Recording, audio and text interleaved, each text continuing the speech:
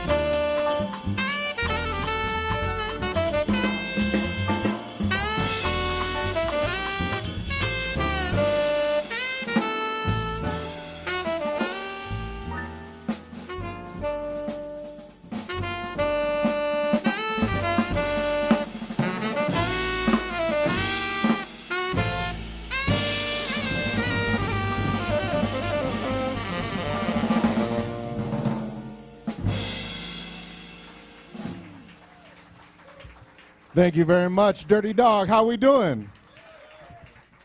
Thursday nights.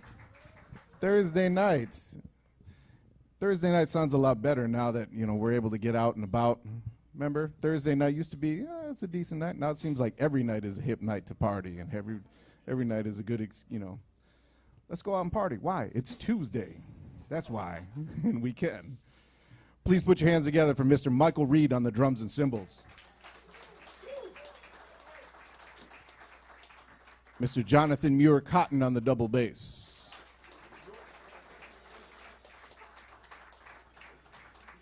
And from New York City, by way of Charlotte, North Carolina, how about a hand for Mr. Luther Allison on the piano?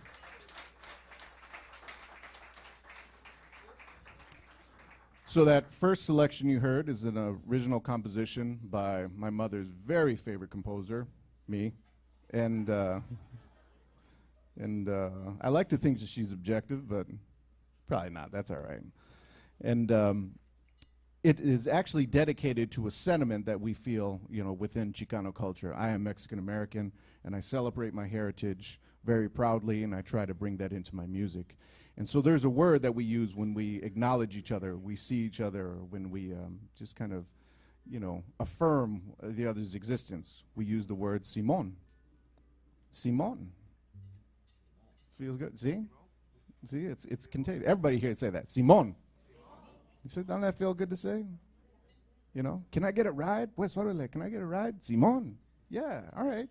Yes. That's yes with some enthusiasm. So that tune is appropriately entitled.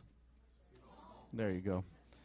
So we would like to take you on a journey and look at various cultures around the world and kind of the where we share common ground with a lot of these world cultures. And I think music is the best way to look into a culture and really find that common ground, because music is really universal. It's a universal language. It transcends. It goes beyond boundaries.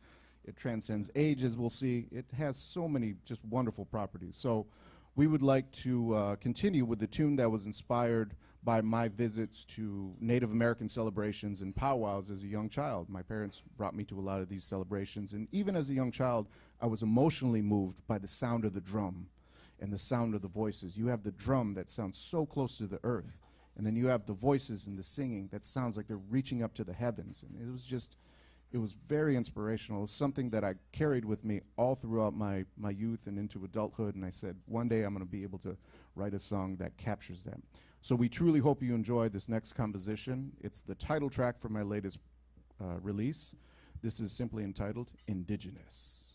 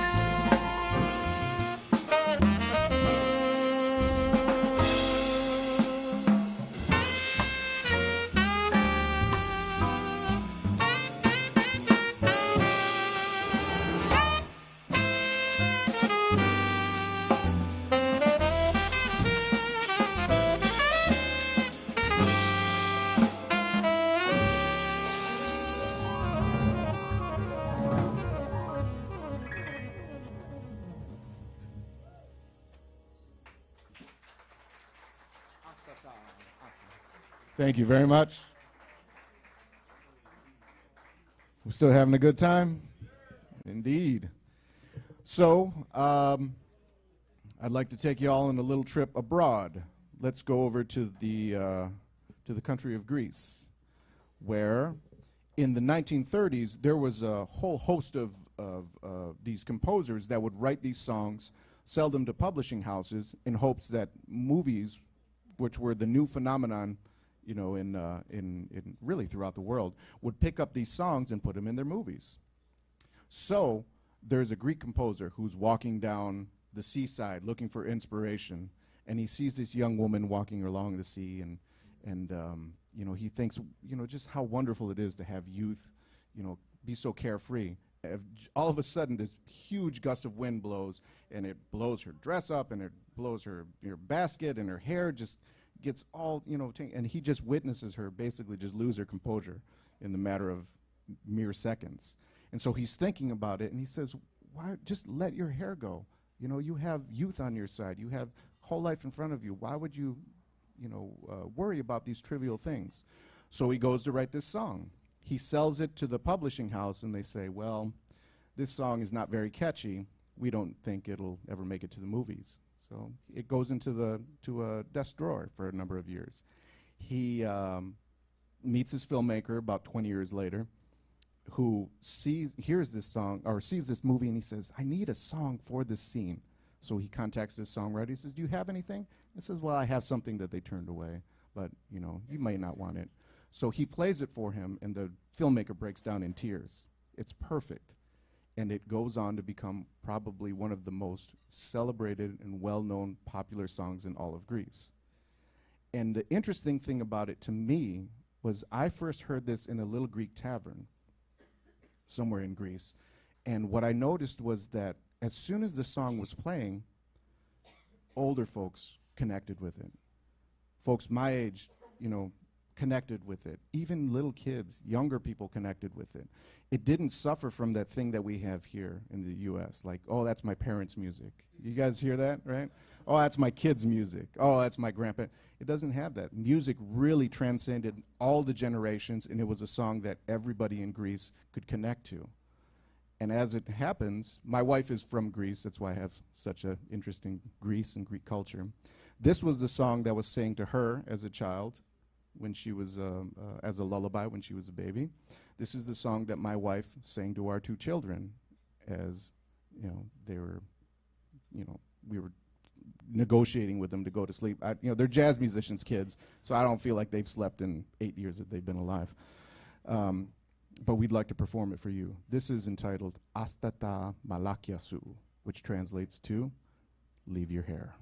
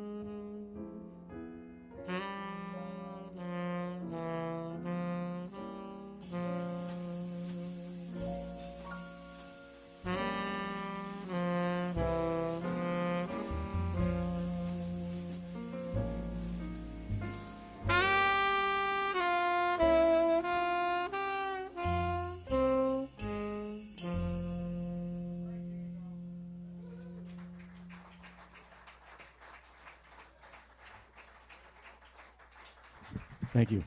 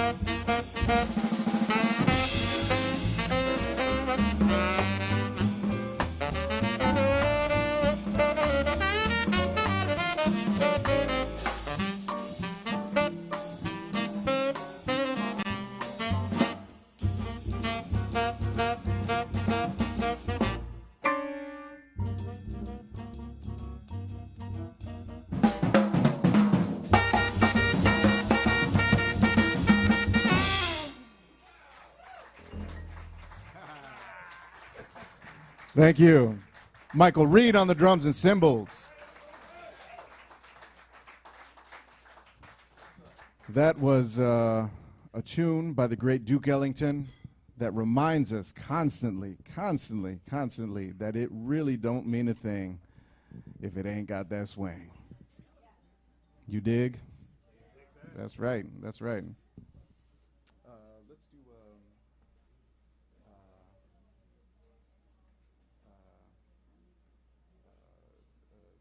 What's that one?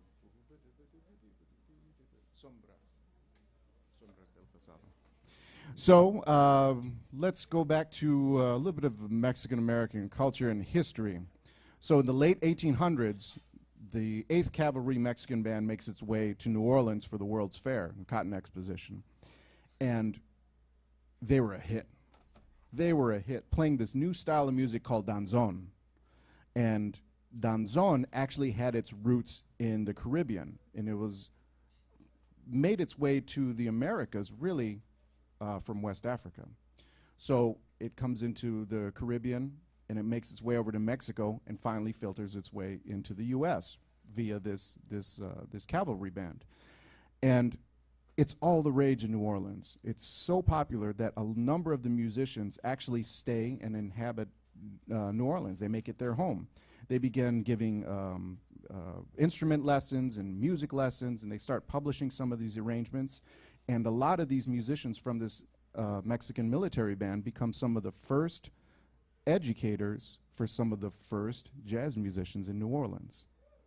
So there is a deep and very, very interesting and a wonderful story about the Latino influence, specifically the Mexican influence on early jazz in New Orleans. And it's one that's well known amongst musicians. You can hear it in the rhythms. You can hear that jazz music definitely has, you know, that Latin flavor. And Jelly Roll Morton, a wonderful jazz pianist, early on in the history said, you know, that jazz had to have that Spanish tinge in order for it to be real jazz. What he was talking about, obviously, was the Caribbean and Latino influence in American jazz music. So this was a really interesting story, and I like playing this song because it brings more people to this awareness that there are deep Latino roots in jazz, and it's really important for me because I'm able to see myself in jazz music even further. So we would like to perform this original composition entitled Sombras del Pasado, or Shadows of the Past.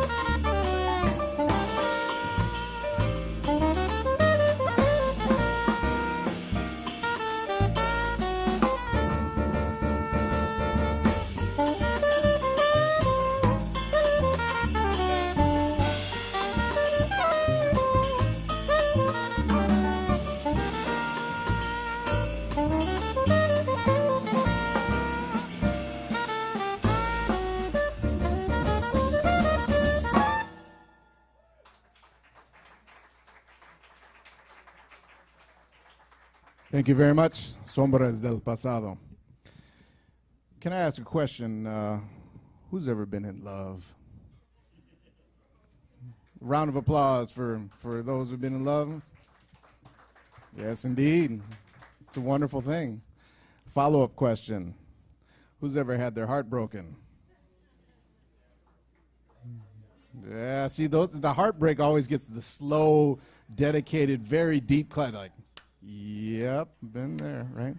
And it always seems like, very few people experience heartbreak if you can't experience love.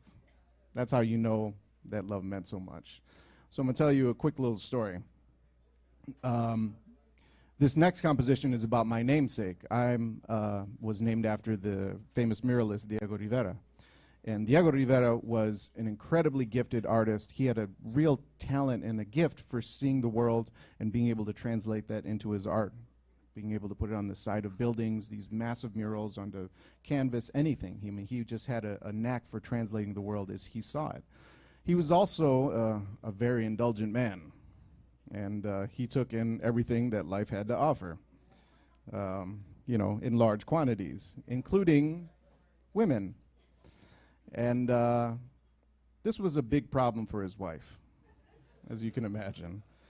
And his wife, in her own right, was a very, very gifted and a very, very talented artist. Of course, the great Frida Kahlo. And here's what I find interesting and so, really just interesting about their story is that their relationship works together because of their fundamental flaws. And that's what makes it so exciting. His flaw, if you want to call it a flaw, I mean, it's definitely a flaw, was that he was so indulgent. He couldn't help himself, even at the expense of his true love. Her flaw, or her predicament, was that she loved him so much. He loved him so much. She couldn't imagine her life without him, no matter all of his faults, no matter everything that he did to wrong her. She couldn't imagine life without him. And it took for her a long time to get around that. And that's, I think, what, real love is. And consequently, we've experienced that. The cats in the band are getting to the age where they're starting to realize this, right? Like, I explained this tune to the band at rehearsal, and every one of them was just like, I feel seen, thank you. Just like, kids, younger kids, it's hard to explain that to them. Like, I'm a professor at Michigan State University. As a matter of fact, Luther and Michael are both graduates of Michigan State University, and Jonathon is currently a student at Michigan State University. So these are all my students. And when you're working with young kids, I'm talking about like 5 years old, like 6 years old, or like even like sixth graders. You try to talk to them about romance and sadness and distinguish the difference between the two musically, you just get blank stares from them. You know, Professor, what's the difference between romance and sadness? I said, well, Billy, it's like, you know, when a man and a woman, just try it again. Use more vibrato. Kind of walk away. In any event, we'd like to perform this next song dedicated to that feeling of when you love somebody so much, it actually just breaks your heart. We truly hope you enjoy Frida.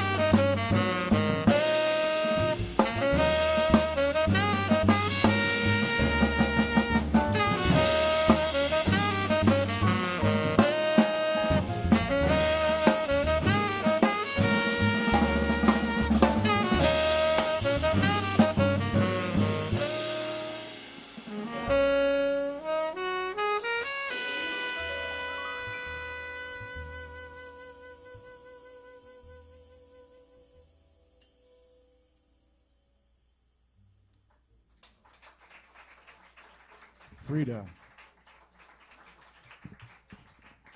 Maybe y'all do know something about heartbreak. Man. Woo. What do you think? I think they've had their heart broken. You've probably broken some hearts too. Come on. It's all right to admit it. You don't have to be modest. You Don't look at me. No. Come on, Mike. Look how yeah. That's a heartbreaker right there. Play the drums like that? Come on. Speaking of love, we have a newer composition that we'd like to share with you. And this one is penned by our pianist, Mr. Luther Allison Jr. And this is actually a test run, y'all. What's happening tomorrow? Her birthday. Her birthday. Y'all know that, who her is. But as we prepare, I'm going to let Luther talk a little bit about this next one. Thank you very much. Let me see if that can reach over. That's about all we got. What's going on, everybody? How y'all doing tonight? Fantastic. Good to see everybody. Thank you once again for coming out. Let's give it up one more time for Diego Rivera. So I stole the mic. I'll try not to talk your ears off too much.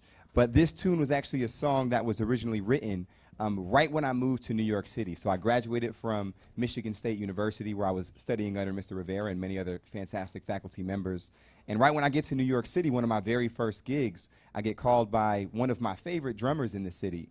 And so he asked me, or commissions me rather, to write a couple of compositions. So I write the first composition. I didn't really have many audio tracks of the song, and so I send it off to him. And he's fairly pleased with it. He's like, okay, write another one. So I send him another track, and he's like, okay, write another one. So I'm sitting here thinking, man, I just wrote 2 tunes. You don't like either of these. And so I sat there, and I was just thinking, and I was visiting. I hadn't even officially moved to the city yet. And I was staying with a friend of mine's mother. She let me stay at her place and practice on her piano and prepare for this performance I had coming up. So as I was sitting there, I was just thinking of special things to me and trying to find inspiration for this song. And what other inspiration than a newfound relationship at the time? This was July of 2019, so fresh out of my master's degree at Michigan and Michigan State.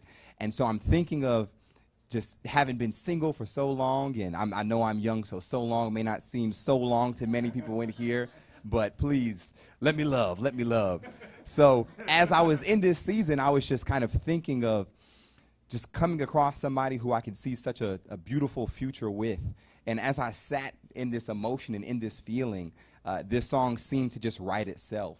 And so as she was in Michigan and I was in New York City, and I had several more performances coming up and another tour coming up shortly after, all I could think about is, when is the next time I can see someone who has stolen my heart, right? And so I ended up penning this song, and the name of this is Until I See You Again. So I hope you all enjoy.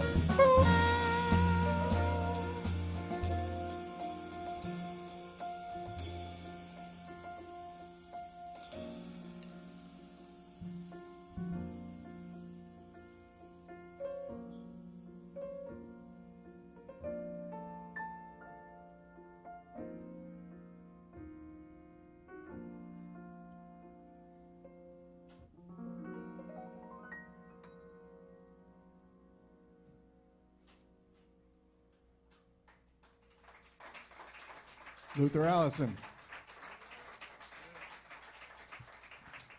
Yes, indeed.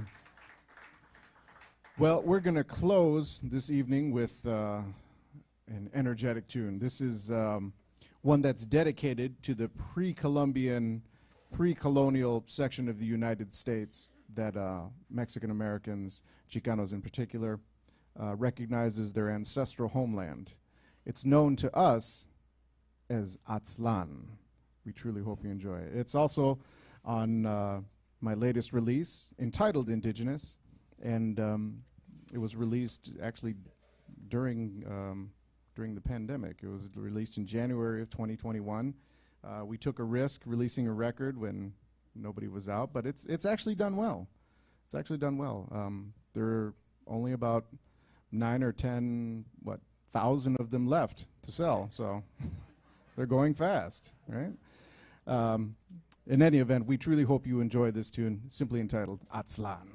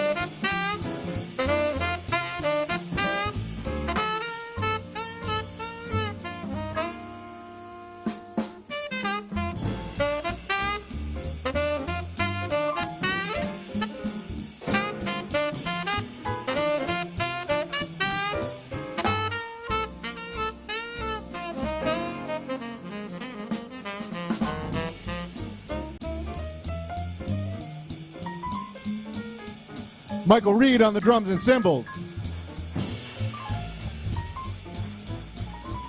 Jonathon Muir-Cotton on the bass. Luther Allison on the piano.